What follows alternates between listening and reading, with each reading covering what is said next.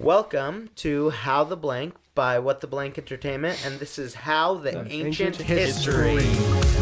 Crazy.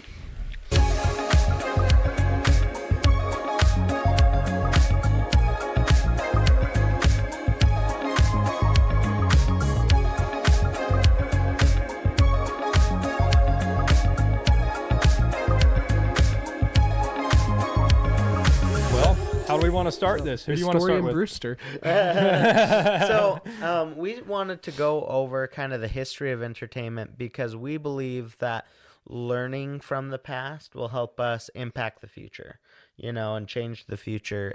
Because if we don't learn from the past, we're nothing, So Yeah, nothing. So we garbage.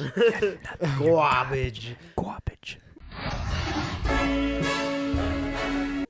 But we really want to focus on just like ancient history for this episode, and then we'll do more and more parts, see how many parts we can get from this one. Yeah. But this is part one. And so really a lot of ancient entertainment was storytelling, singing, and dancing. Yeah. A lot of tribes, especially like nomadic, because like we all know that human civilization started as nomads, right? We travel the earth over and over and over again, and to be able to remember places, because sometimes they'd want to go back to get certain animals and stuff. They would tell stories, right? They'd tell stories about hills and grass and all these different animals, and they'd pass it down from generation to generation, right? And we see this in modern day with a lot of the the Native American stories that still survive to this very day. Yeah, where it's all the elders are passing on generational stories all the way down to the youngest members, and you kind of see like that being passed through family as like old wives' tales and fairy tales. Even that's kind of how it all started, was just by storytelling among the Germanic tribes. Yeah, and that even happened like in my family too. Like my grandpa would tell us all about our ancestors, right? Like even my family were nomads for a really long time, and he even wrote a book about it, right? Like it's so interesting how sometimes we go full circle with that, how like stories beget stories beget stories. That's why a lot of people say there's no original idea, because it's just another story. Just tweaking it a little bit. Yeah. I imagine like even all the way back at caveman days, where you see like the cave paintings and stuff that like they found, or like talk about like that was originally a form of storytelling even before like for sure could always communicate. You could just visualize it. Even then it was just art, like that was art in a form of storytelling and expressing. Because I mean back then, like that stuff that like archaeologists and people that found those things, like all of that kind of art was like a way for them to tell their younger generations, like, this is what we had to go through, like hunting mammoths or saber-toothed tigers, or whatever it was, or even like short-faced bears. Like, have you seen how big those things are? Those things are massive. And so like having to like write that up on the wall and draw it up, that was a form of storytelling and entertainment, because people are like able to see it and go, oh my gosh, that's crazy. But yeah, I mean, over time it turned into stories and putting actions together, and it's crazy. Now people do it on a couch with microphones. Yeah. Staring into a camera. With three men. Looking into your souls. No. That's going to be a funny edit. I know. But one thing that's interesting is entertainment is actually what has survived the longest. It is. Yeah. Like, it's what keeps people sane, because like the thing that'll make you go to insanity the quickest is long periods of boredom. Yeah. And isolation, and And the thing is, so many people are like, oh, entertainment's not essential. It's not essential to human life. It's 100% essential. But it really is. Like, I don't think the human race would have survived without it, to be honest. Like, no, not at all. Because storytelling teaches you stuff, right? Like like the Indian one, not Indian, but Native American one about the hunt, Racist. Do you support racism? right? Yeah. The hunt is one of the like uh, oldest stories, right? And it was the hunt among wolves, I think, is what it's fully called, or something like It's that. like about like going into manhood. Mm-hmm. Yeah. And it talks about how you'll evolve into 3 different phases of yourself, or something like that. Yeah, I think so. The man becomes the boy becomes the man. hunter, Yeah. and the hunter becomes the elder, Something right? like that. Yeah. and it's so cool how like we can use that to impact us even now, right? It's so interesting how like storytelling went from this like very like over and over and over again, like repetition, and that's how it stayed, right? Until writing came along, and it didn't even really come along until past the Greeks, and so like theater is where it really started. Yeah, and where I can like imagine, like if you think even like before theater was like officially a thing, you have all these elders telling like the stories, and then what would the kids go out and play?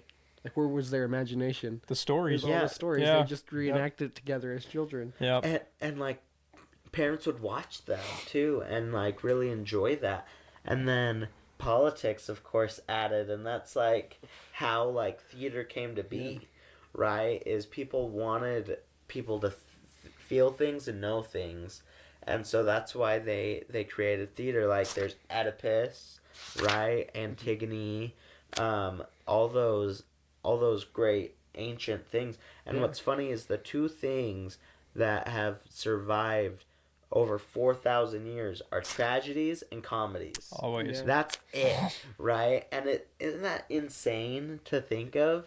Yeah. Like the most sorrowful, like saddest things, like have gone past the generations, right? People have like almost died, like saving these works.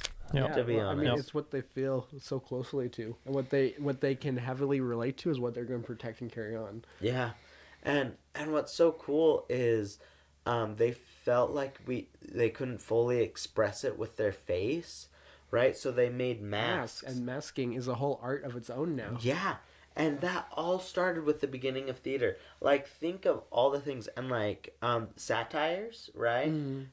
Do you know where that comes from? Ancient Greek, actually.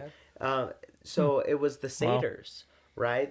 So a man would come on with goat pants, right? And he would make fun of the monarchs and the gods. Wow. And that's where satires come from. So like the Scary Movie franchise. Oh, for sure. Right? All those stuff are satires. Yeah. Right? Yeah. Wow. And that came from ancient Greece. That's crazy. Like and that's where like tropes and like all character type arcs, like, cliches. they all came from that, and they've just been redone, and like that's where we like give it credit for. But that's happened even before then. Yeah. Well, it's because of the storytelling, right? Like the hero's journey, right? Homer's Odyssey is the perfect rendition of the hero's story, right? The hero has to claim something, right? He has to get somewhere or discover something, right? And so something there has to be an inside incident. Something terrible has to happen on top of that inside incident, right? And the character has to be at the lowest of the low and then go to the top again, right? Like, and they have used this hero's journey for years, for like centuries, because of the Greeks and theater and stuff. And think about it, like we wouldn't have anything without those storytellers or those Greek theater people, right? And what's cool, the thespians. Well, they weren't even called thespians back then. And what's cool is that's actually also where we got choirs, Yeah. was the Greek chorus, because they thought that the people should speak, like speak sing is how the chorus would do, like they'd go, um, forthwith we came across this great ocean deep, right? And they'd say it in a certain rhythm, a certain rhyme, and that's kind of where like operas and stuff like kind of started. Yep. And it started inside in ancient Rome. Yeah. Like, I thought that's so freaking cool. It's crazy. Like, and that's how theater evolved. It evolved into more music stuff. And what's interesting is music. Like, it started with just like rhythms and beats. Like, Yeah. You know, even back, like there was this thing that was dated back 40,000 years ago. And what this was is they were ancient caves. I don't remember where they were located, but they were these really ancient caves that were located. And these archaeologists and other researchers went into these caves, and they found these things were dated 40,000 years old. And what these things were is they were bones of a vulture that have been cut out in very specific areas to create these things called bone flutes. They 40,000 years old. Can you imagine that? They were creating flutes out of bones from a bird 40,000 years ago. And then they also had these things called rock gongs or rock drums, which were basically, I don't remember how old these things were, but these were like way, way, way back then. And this was like mostly in Africa and those areas back then, because that's where we mostly evolved from, you know, if you're looking at it from the evolution perspective. But, you know, back then they had these things called rock drums or rock gongs, and they basically just had this big flat slab of rock that they had lifted up. So like it would basically be like the rock slab was like this, and then you had one thing holding it up like this or something like that, and you had another thing over here holding it up, so there was a space in the middle that was completely empty. And this rock slab was completely like so thin that you could hit it with your hand, or you could hit it with like a stick or another rock, and it would make this gong sound. And so people made drums out of these things, and that's kind of where the idea of drums came from. They would set up multiple different sounding rocks in different sizes, and it started creating these little drum sounds, and that's where the idea from drums started coming from. And eventually it evolved into the point where they started using hides from animals, and they started creating those, and they started learning how to use the sticks to actually create you know, the actual sticks, and then mallets and everything else. And eventually things started evolving slowly from there. But it's so interesting that we were just using rocks and bones and hides as our way to create sound. And even just clapping your hand is another way to create percussion. And your voice and your whistling, you know, it's all like we all just started evolving from just using our bodies first, and then we started figuring out how to use the earth around us, and it started evolving to the point where we learned how to chant together in a big group and control a whole group of people by using our voices and our sounds and just a whole bunch of other stuff. And then we add it to theater, and you can create musicals. And that's what's really crazy is when did musicals even come about? So musicals kind of started with the opera thing. Yeah. So opera was first, actually, before a musical, right? But what's interesting is actually where music was integrated with something before it was a musical was actually war. The interesting. Spartans would actually, so besides just learning the spear and the shield, they would also learn an instrument, either a flute, a drum, and they would play it while the war is happening, because they need a beat to go by. Because if they don't, actually they become less unified, and they actually will lose easier. Whoa. Like, and so literally the Spartans learned this, and so they would literally have like drummers and flute players play while so I would be like one army here, right? Front lines attacking, and then they'd have their secondary lines, and behind the secondary lines that would trade in were like flute players and all that. And so like that's where we get the integration part of the music, that it could fuel something. I mean, music's so interesting. And so that's like during Yeah, Greek and Roman times, that's right? crazy. Which is also kind of ironic that that's when like blood sport became like a form of Oh, for entertainment. sure. Yeah, Are you not entertained? Yeah. yeah, with gladiators Yeah. and stuff like that. That's what's crazy about music and being able to like control energy, because music allows you to be able to control energy of other people, and not just yourself, but like other people that listen to that music. And that's why having music during wartime was so important. That's why it held your group together, because it controlled the energy of the group. And when you didn't have that control of energy or that connection. you would Right. lose that connection and that control, which also meant your soldiers would fall apart and your See- command. See, and I think so many people forget about the like basics of stuff, like of connection, energy, movement, right? The stuff we teach in the Kim Project. Yeah, But- it's essential for everything. Though. Yeah. Like it doesn't matter what you do, or any kind of field. Like when you think about everything going all the way back outside of like food and shelter was based around some form of what we'd consider entertainment. Yeah. Yeah. Yeah, and it's so crazy. So, like, how musicals... So, the operas came, right, from choruses being more the main thing in Yeah. a show. So, like, at the beginning, it used to be the chorus was kind of the narrator type of thing. Okay. And they'd say what would happen outside of the scene, right? And they say it in a sing-songy way, right? And then people like that so much that they're like, I want more of that. I want more of that. And it like evolved, and theater started going inside, right? Because it used to be outside Outside in amphitheaters, yeah. right? And they use part of the earth that was actually indented. Because that's where they can get the majority of people into it, was from outside. And it gave natural acoustics to be able to bring that sound back out to everyone. And it was one of the first like major gathering of people. Yeah, wow. Right? So That's like awesome. there are these theater festivals that would happen during the summer, right? And people would come from all over Greece and the ancient world to see these things, because it told stories about all over the earth. Wow. Right? And a lot of them were Greek myths and stuff like that. But what was so interesting is they would go to the tragedies to actually learn about the history, and then they would go to satires to learn about politics and to like That's see funny. like who what city state's the most strongest or something like that, because each Wow.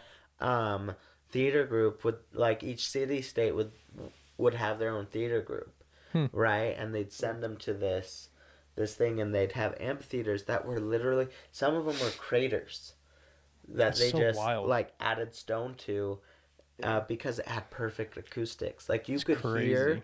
them from about a mile away, Just because- talking. because of the natural acoustics. That's so cool that we like humans are so wild that we just figure out that stuff just with our ears, and just being able to like understand, like, okay, if you can hear me from that far and it's bouncing off these walls and creating this like weird thing that it just bounces towards you, that's like that's all you need. You don't need headphones, you don't need all that crazy amplification stuff. You just need a really good acoustic room. That's it. And you can get sound almost anywhere just by having it bounce around. It's Well, just vibrations. And that's why they call them amphitheaters. Yeah, 'cause it right? amplifies. They amplify Yeah. your like sight, your, It's crazy. because the more you can hear someone, the better you can see them. Yep. Right.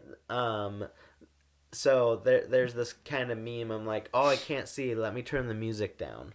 Right. Like, Oh my gosh, dude! I have to do that sometimes when I'm driving. Like, oh, I can't pay attention. I need to turn the music down a little bit. Yeah, and it's because the better you can hear something, the better you can see it, because it gives you like key understanding. That's interesting. Right? And so like that's why a lot of people nowadays still like watch shows, but a lot of them are like multitasking. They're doing like, I Yeah. play video games while I watch a movie.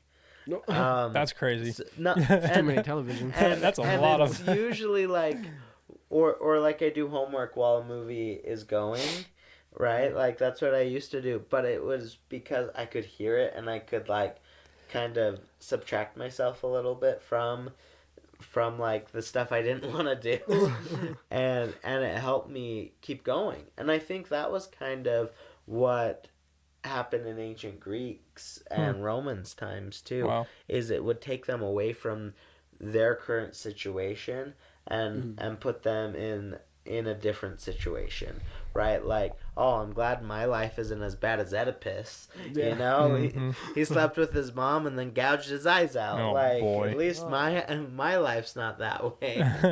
You know. Yeah. Wow. But yeah, it started like evolving, right? Because cities became bigger and bigger. Yeah. Right, like Rome, one of the biggest ancient cities in the world.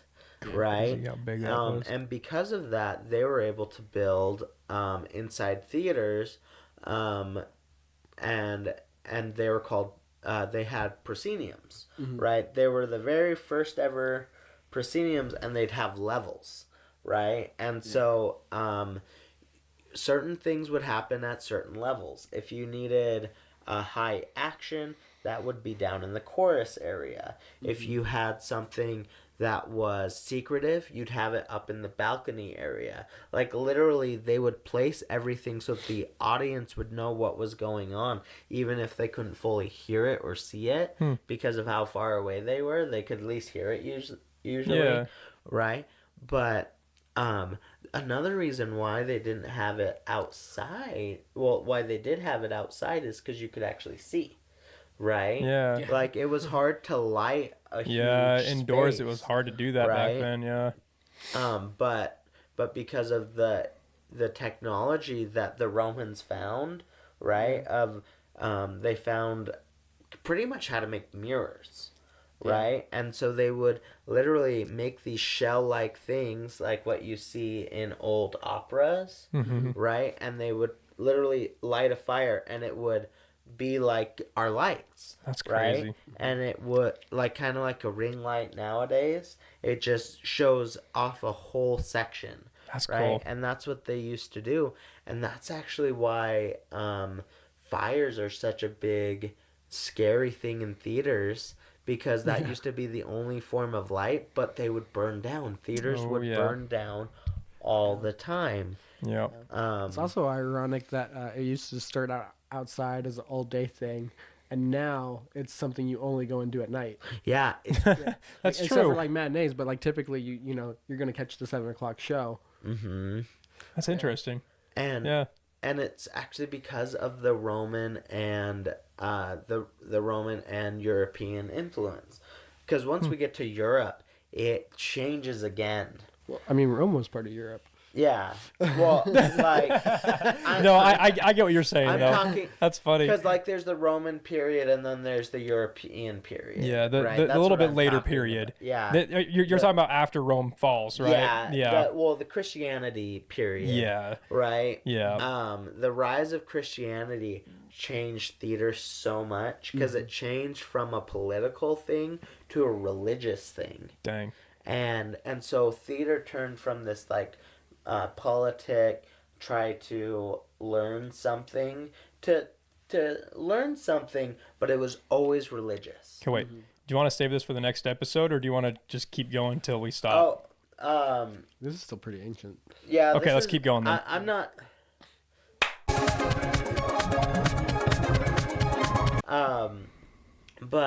But yeah, like, it turned into religion, right? And so religious stuff started happening, and because the priests, right, the bishops, all that wanted to teach people about Chess. about Christ and stuff, right?